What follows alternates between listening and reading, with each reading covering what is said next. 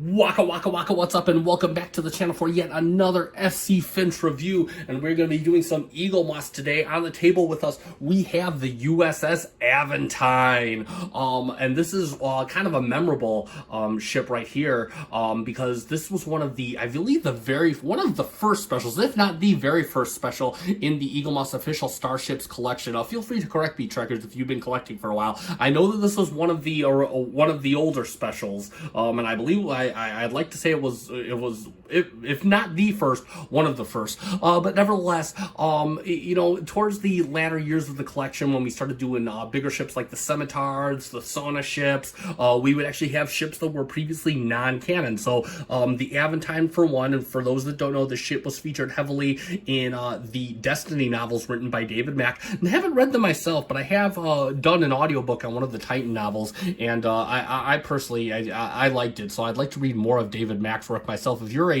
feel free to comment if you're a reader of the David Mack novels. I hear nothing but good things about those. And again, this ship, I believe, takes place after the events of Deep Space Nine, because Ezri Dax is the captain of this ship. I do believe one of the test beds for the Slipstream Jive. We're gonna dig real deep into her. So yeah, that being said, we're gonna start off by looking at the box. And as you can see, there's no stand in the box. Yes, I've spoken about this before, and I hope this is the right one, because I'm decided between you. I glued it. Some of my stands, again, some of the stuff I've been collecting for a while, and some of my stands, we're not gonna have any stand instructions today. Which, if you don't know how to do it by now, just check out one of my older videos. I got a link in the description down below. But yeah, I glued this one on. I just got tired of picking up the pieces. So that is already set up. But we are going to take a quick look at the package, which is just like any other EAGLEMOSS package. So, and again, this ship has not been displayed in my collection for some time. So it's just been kind of sitting. It's just been kind of sitting in its box for a while. No, it is not for sale. So again, as with all these old EAGLEMOSS boxes, they let the ship do the talking. So we'd see the Aventine, nice top view of it, and then of course all the legal mumbo jumbo on the side. Nothing here. All the typical Star Trek stuff. There wasn't any Discovery or New Trek at the time of when this ship came out, so it's not listed here. So again, no Discovery or Picard just yet. It was not existing yet. Star Trek. And then, of course, the nice Federation symbol on the back. So there we have it for the box. And, of course, let's turn the lights down nice and low so we can take a look at the magazine. Oh, knocked over the box. And then, of course, there we have it, the U.S.S. Aventine. A nice 3D image of it coming towards us. Look at that. There we go. U.S.S. Aventine, NCC 82102, class Vesta, crew 750. Wow, huge crew for and length 762 meters. So roughly a little bit larger than the Enterprise E, I would think. And quantum slipstream drive, excuse me. And of course we have our stand instructions, and of course that's showing us how they fit in there. And then of course U.S.S. Aventine designing the ship and imagining the Aventine. And then of course we have the U.S.S. Aventine, and then multi-mission explorer Vesta class warp 9.9999 plus, and type 12 phaser cannons. I had to get my Roman numerals down, and torpedo launchers, and Ezri Dax and Dexar. I haven't read the novel, so I don't know. Ship was designed by Mark Rademacher.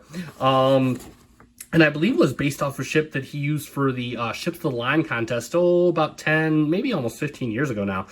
U.S.S. Aventine. The Aventine was commanded by Ezri Dax, used several experimental technologies, including a slipstream drive. And there we, of course, have the beautiful Nicole DeBoer as Ezri Dax. Then, of course, we have, yeah, it looks very, very good. One of these ships that I'd kind of like to see made canon. We, of course, got our nice orthographic views in this magazine. Again, this is what made these magazines great, because we never do see this ship on screen, so it's cool to have like this thing almost kind of taken seriously as though it were a real ship.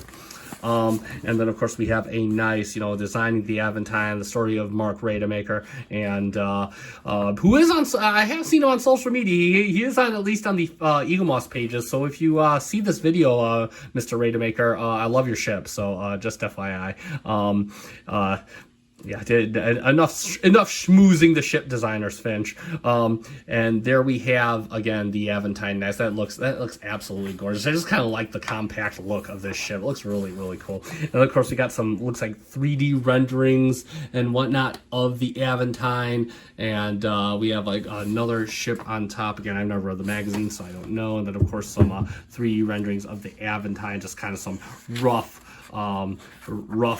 renderings there. And then we have some nice shots of the Aventine, kind of how the nacelles are being laid out, and then of course a nice 3D view of the Aventine. Then we have a stern shot from the back of the ship that looks really cool. And we have the Dauntless right there. Of course, the Dauntless you remember from Voyager, and what is it? Prodigy. It ends up becoming a real Federation ship. And David Mack, there he is, the man himself, writer of the Destiny novels where we see the ship appear. And then, of course, we have the Star Trek Destiny novels to check out. You can take a picture of those if you have not read them yet. And maybe we can all read them together and have a book, FC Finch book club. And there we have a nice orthographic top shot of the U.S.S. Aventine. So that is really cool. Okay, and of course we already know the story with the stand, and so we're just going to take the ship out. And again, how you just unpackage these EAGLEMOSS. Your stand would typically be down in here, and your little stand panel would be here, but they are not, so we're just going to take the ship out, and we're just going to put it right back like that. And it sits, again, it's not, it does have potential to fall out.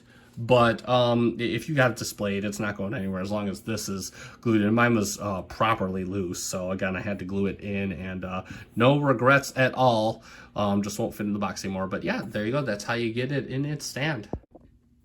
And yeah, let's move on to the Star Wars show. Let's take a good look at the Aventine. So straight away, one thing I love about this ship, especially a ship of its size, the color palette. And you know how I feel. I mentioned it during the Enterprise F Yorktown refit video. I love a lot of these ships from the post DS9 Voyager. They're just very vibrantly colored. Again, you got like this nice, it's a bit more of a bright blue, and then you get kind of like it looks black, kind of looks like a blackish gray on top of the nice gray hues and whatnot. I mean, just loaded with color. That's what really draws me to this ship.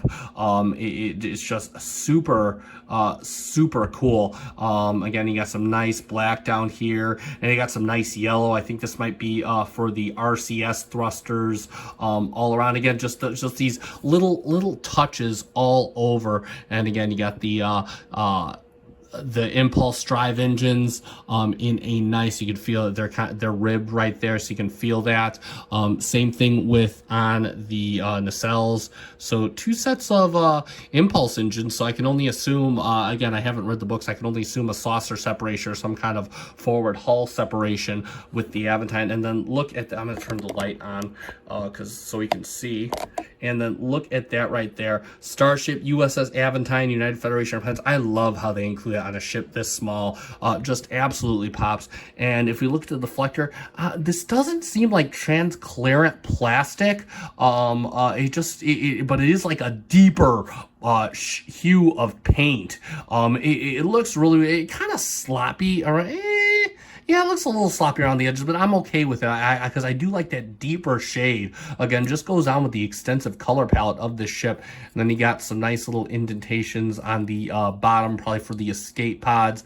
And then, of course, on the bottom, you got that USS Aventine NCC 82802. Oh, hold on, let's take a look at the front. USS Aventine. Oh, the text is too small. 8280. I don't know. Hold on, I'll take a look. It is 82602. Excuse me. So do forgive me, David Mack fans. But I love the little text. So you can even see out the back, right under the shuttle bay, USS Aventine. Again, this is EAGLEMOSS at its best. You know, we know EAGLEMOSS has had some awesome ships, had some duds, and this is one of the awesome ships. Even got some nice indentations right here Oops, sorry, knocked the camera. Bridge, not as detailed, but again, you can see you can kind of see the little indent right here. It is a smaller ship, so what do you want? I mean, I applaud the detail this thing has. And then you have this little, I believe it's like a sensor array or something, and you got some nice reds down here. It looks really sharp. Love the profile of this ship. Again, it's just it's so weirdly cool. It kind of looks like the, I mean, well, you mean the Protostar looks like the Aventine. It kind of has that kind of compact down feel. It's funny because I can almost kind of see where the Enterprise J, I know a lot of people have had their qualms with that ship. I can almost kind of see where the Enterprise J would have spawned from something like this.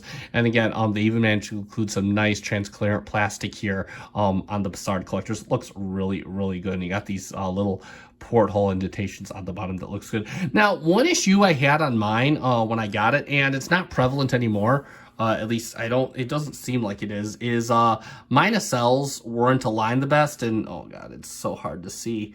And what I did is I heated up one of the pylons. I forget which one was aligned by now, and like it was blatantly, like one of the nacelles was blatantly off, and I just heated it up and put it back. So that is an issue that I had with mine when I got it. I did fix it myself, and a lot of the times that is all you need to fix some of these. So some of them you just take a heat gun, and there's some masterminds that take the whole ship apart. So but yeah, so I fixed mine there. But yeah, again, and I love all these nice little reds. Again, lots just nice little intricate details on the ship. Really, really sharp for what it is. You've got the reds down here. Look at that, I like that. You got that gray and that red. Again, just super intricate ship, super cool ship, super just strange profile. I absolutely love it. And for a couple quick comparisons, let's bring it in with the U.S.S. Titan, what would have been one of the other early EAGLEMOSS special editions, what would have been just a non-canon chip at the time. And again, this is not to scale, given the Aventine should have been a lot larger than the Titan. It's almost kind of upsetting we never got an XL of the Aventine, but understandable as it was not a special it was only a special at the time, so a non-canon ship. But you can kind of see how that works out, kind of see the difference in profiles. Just kind of really, really cool. And lastly but not leastly, here she is with what would have been the U.S.S. Enterprise of the time, the Enterprise NCC 1701E, Sovereign class ship. We'll do a review with the XL version of this ship. I mean, I love both, but we're going to do a review with the XL. Actually, we might do both of them just because there's a lot of detail. But yeah, and you can kind of see a resemblance here. I mean, very similar schools of design. You can almost kind of see, you kind of see like the Federation design theme of the time, and then there we go from the side as best as we can. Again, just really, really cool. Just lots of nice little similarities, some differences. So there you go for that. So let's summarize. And yeah, there we have it for the EAGLEMOSS Official Starships Collection special U.S.S. Aventine. Let me move the camera back on center here. And yeah, bottom line, I really do love this ship. For so early in the collection, it was just great to see a ship, especially a Federation ship, no less. And we all know the Federation, as far as their ship colors go, I know we shouldn't be one to talk because the Romulans do all green, but the Federation you can kind of have relatively bland color palettes at the time, and we only rely on those subtle colors to really kind of bring it to life. Whereas this ship, you can see it's a very vibrant color palette. We got blues, we got grays, yeah, just really, really cool. It is on the lighter side due to being just mostly plastic, but again, I don't hold that against it, especially considering, you know, being the special that it was. You know, EAGLEMOSS is really relying on those nitty-gritty Star Trek fans who get into the novels, who get into the Ships of the Line calendar, all that stuff, versus people who have just seen the shows and movies. So again, I'm not sure if they truly, you know, they were kind of leery of what ground they were treading into, but at least it ended up serving them well. I saw the ship in stock only a handful of times. It was relatively on the easier side to get some days and not so much on the others. But that being said, I do recommend it if you can find the ship. Again, for a reasonable price, of course. It is made of plastic at the end of the day. Unless, you know, having these non non-canon story obscure ships is your thing, in which case go for broke. I mean, this hobby is all about making all of us happy, and that's what counts, as long as you are happy at the end of the day. But yeah, if you could find this at a reasonable price, by all means go for it. Speaking of getting EAGLEMOSS ships, I am going to put a link to realmerch.com in the description below. Go check that site out. You can again, they have a lot of good EAGLEMOSS ships for some slightly higher than what they used to retail for, and some lower, but again, nothing as absurd as what we see on eBay. I haven't used them yet. I'm hoping to sometime in the next couple of weekends here, but again, I hear nothing but good testimonials about them, so go check out realmerch.com if you still want to get some EAGLEMOSS starships. I have not seen this ship on there. That does not mean it's not there. That means that I probably didn't do as thorough of a job looking. That being said, it is time to end, so if you like this video, consider hitting the like button below. Consider subscribing to the channel. We're almost at 100 subscribers. Woohoo! And I love talking about Transformers, Star Trek. Leave a comment if you feel so inclined. Want to talk Trek? That's fine. Got a recommendation? That's fine. Or you just want to tell me you love me, and I will reciprocate in kind. So that being said, I have been SC Finch. Thank you so much for watching. Live long and prosper.